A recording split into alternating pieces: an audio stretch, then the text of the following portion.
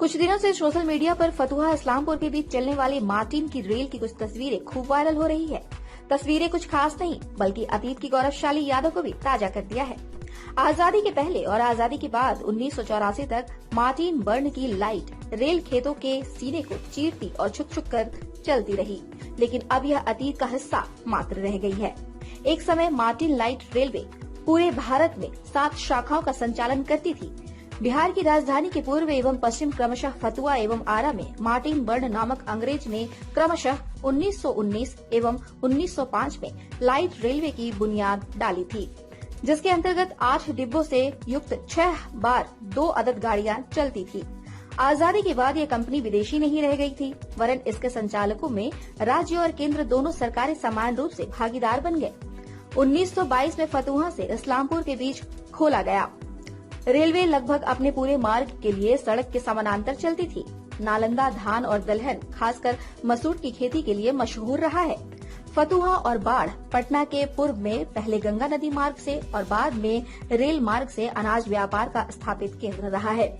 मगध का अनाज खासकर कई किस्म का चावल तथा मंसूर की छांटी कलकत्ता से लेकर ढाका तक भेजा जाता था।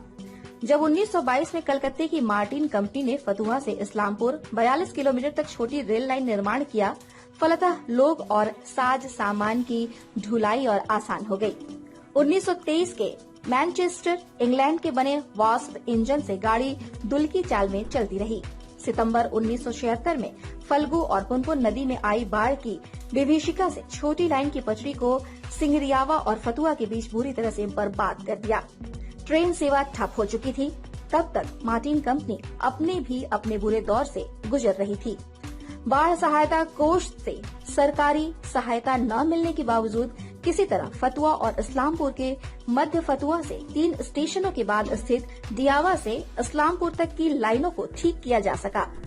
10 मार्च 1977 से उक्त मार्ग पर लाइट रेलवे का परिचालन फिर से शुरू हो गया, लेकिन इस लाइन की नियति में अपने दुर्दीन देखना था।